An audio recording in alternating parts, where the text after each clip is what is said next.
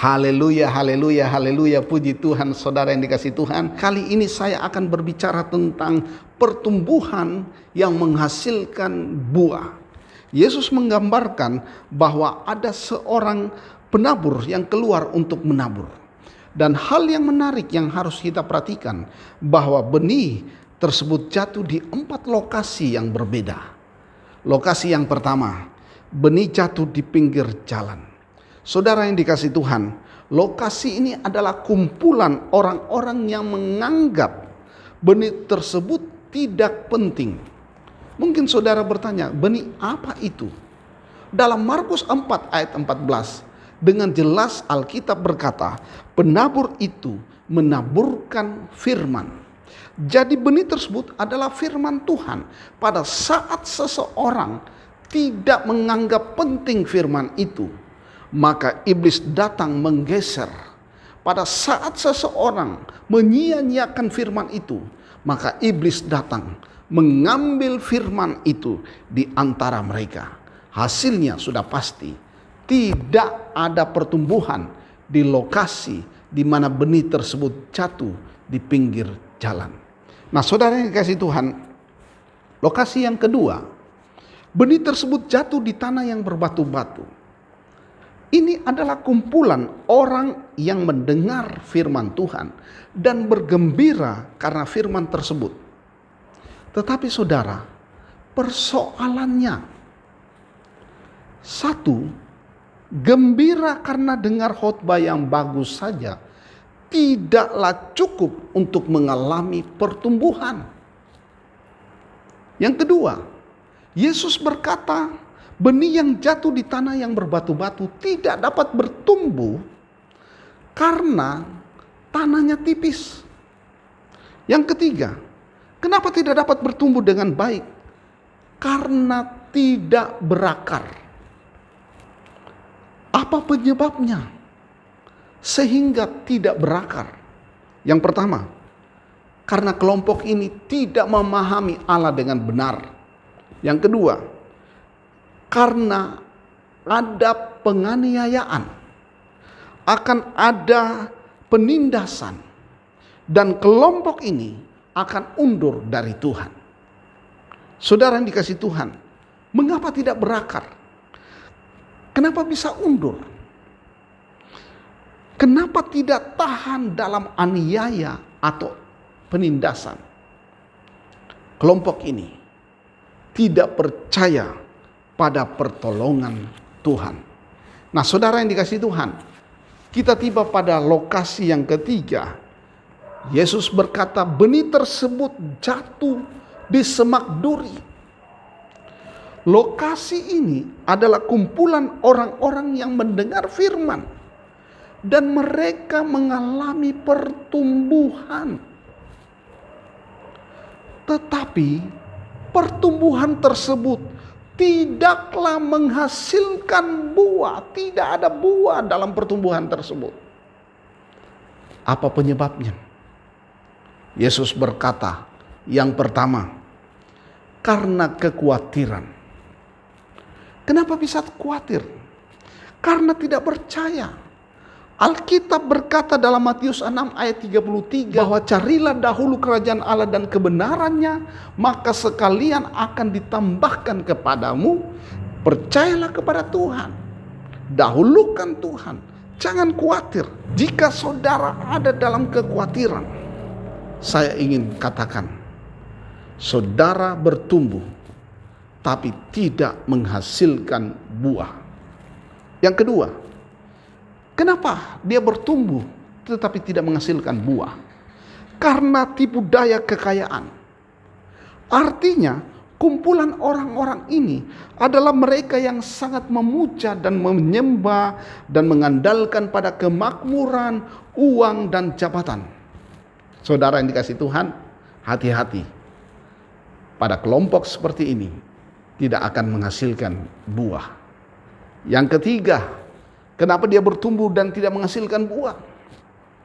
Karena mereka yang ada pada lokasi ini memiliki keinginan-keinginan yang melanggar kebenaran.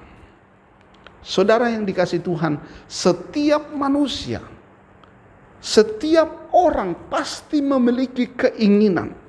Semua orang punya keinginan-keinginan. Tetapi mari kita memastikan, sekali lagi, kita memastikan bahwa keinginan kita tidak melanggar kebenaran firman Allah. Haleluya. Sekarang kita tiba pada lokasi yang keempat, ya. Benih tersebut ditaburkan. Saya mau bilang, pada lokasi ini benih tersebut bertumbuh dan menghasilkan buah. Haleluya. Orang-orang yang ada di lokasi ini menikmati pertumbuhan, menikmati buah. Ada yang 30 kali lipat, ada yang 60 kali lipat, ada yang 100 kali lipat. Haleluya. Saudara yang dikasihi Tuhan, mengapa benih tersebut dapat bertumbuh dan menghasilkan buah? Karena benih tersebut jatuh di tanah yang baik. Artinya kita perlu tanah yang baik untuk bertumbuh dan menghasilkan buah. Siapapun saudara akan bertumbuh dan menghasilkan buah. Saudara harus memiliki tanah yang baik untuk benih tersebut ditaburkan dalam hidup saudara. Tanah terbaik dalam hidup kita dimulai dengan dibukanya hati kita terhadap kebenaran. Hati kita adalah tanah yang terbaik. Saat firman Tuhan diberitakan, buka hatimu, terimalah firman Tuhan, simpan dan renungkanlah itu, dan lakukanlah firman Tuhan itu yang saudara sudah dengarkan. Haleluya. Saudara yang dikasihi Tuhan, kata baik diambil dari kata kalos, yang artinya dewasa. Sekali lagi, kata kalos yang artinya dewasa dan bertumbuh secara natural dalam perubahan karakter. Saudara, saya mau katakan seperti ini sekali lagi. Jadi ketika kita mendengar firman Tuhan, maka sangat diharapkan kita menjadi dewasa. Ketika kita mendengarkan firman Tuhan, kita diharapkan mengalami perubahan perilaku. Kita diharapkan mengalami satu karakter yang sangat baik sama dengan karakter Kristus. Ketika kita mendengar firman Tuhan, kita diharapkan menjadi percaya dan melakukan apa yang kita percayai tersebut. Jadi bukan hanya pendengar, tetapi jadi pelaku firman. Roma 10 ayat 10 berkata seperti ini, ya, bahwa percaya itu dimulai dari hati, ya. Roma 10 ayat 10 menekankan bahwa dengan hati orang percaya dan dibenarkan. Jadi percaya itu dimulai dari hati.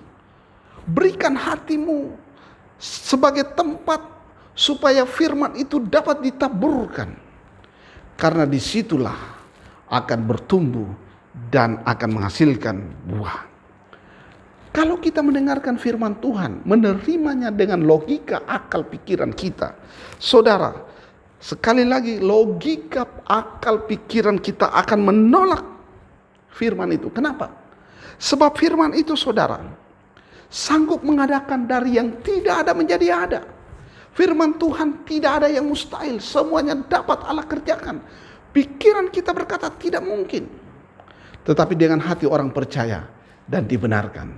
Buka hatimu sekarang ini, terimalah kebenaran bahwa Yesus Kristus firman Tuhan itu sanggup mengadakan dari yang tidak ada menjadi ada. Dia sanggup menolong engkau tepat pada waktunya. Haleluya, haleluya. Saudara yang dikasihi Tuhan, ini yang dialami oleh Raja Daud. Dan satu saat Raja Daud berkata, dalam hatiku aku menyimpan janjimu, supaya aku jangan berdosa terhadap engkau. Haleluya, haleluya. Saudara yang dikasihi Tuhan, mari kalau engkau mau bertumbuh dan menghasilkan buah, buka hatimu, biar firman Tuhan jatuh di tanah yang baik, yaitu hatimu. Haleluya. Percayalah pada firman itu, karena firman itu adalah Yesus Kristus sendiri. Saudara yang dikasihi Tuhan, waktu buah itu sudah ada, ya. untuk menghasilkan buah sekali lagi, kita harus dibersihkan.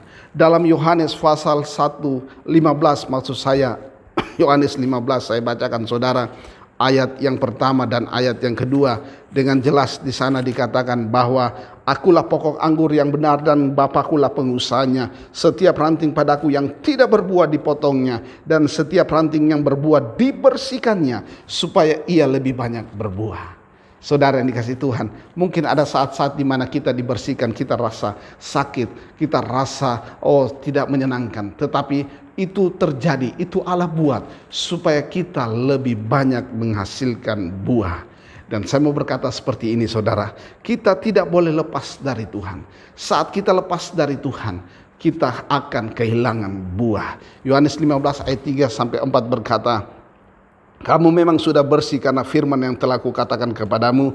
Tinggallah di dalam aku dan aku di dalam kamu. Sama seperti ranting tidak dapat berbuah dari dirinya sendiri kalau ia tidak tinggal pada pokok anggur, demikianlah juga kamu tidak berbuah jikalau kamu tidak tinggal di dalam aku. Jadi saudara yang dikasihi Tuhan, ada 4 lokasi di mana benih itu ditaburkan. Dan lokasi yang keempat, dia jatuh di tanah yang baik. Saya ingin berkata, kalau engkau mau bertumbuh dan berhasil menghasilkan buah, maksud saya, maka engkau harus ada dalam persekutuan dengan Tuhan. Kita harus tinggal di dalam Tuhan dan Tuhan di dalam kita. Kita harus merenungkan kebenaran firman Tuhan, bukan hanya merenungkan, tapi melakukannya hari demi hari. Kita harus mempercayakan seluruh kehidupan kita hanya kepada Tuhan. Haleluya, saudara mau bertumbuh. Haleluya, dan saudara pasti mau berbuah. Jangan hanya bertumbuh saudara, tapi tidak menghasilkan buah. Jadilah saudara orang percaya yang memiliki pertumbuhan, yang jadi berkat. Amin. Buah itu bisa saudara nikmati dan orang lain pun merasakannya. Haleluya, saudara yang dikasihi Tuhan. Kiranya renungan ini memotivasi saudara untuk tetap di dalam Tuhan. Kita berdoa. Terima kasih Bapa Sorgawi, kami diajar bagaimana caranya kami bertumbuh dan menghasilkan buah. Kami buka hati kami untuk persemaian, untuk benih itu ditaburkan di hati kami. Karena dengan hati kami percaya dan dibenarkan, waktu hati kami terbuka untuk firman-Mu, seperti Daud, dia menyimpan janji-Mu dalam hatinya supaya kami jangan berdosa terhadap Engkau. Kami percaya firman itu sanggup mengadakan dari yang tidak ada menjadi ada.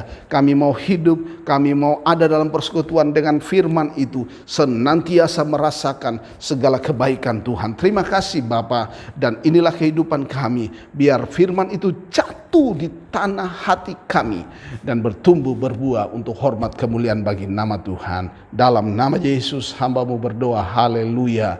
Amin.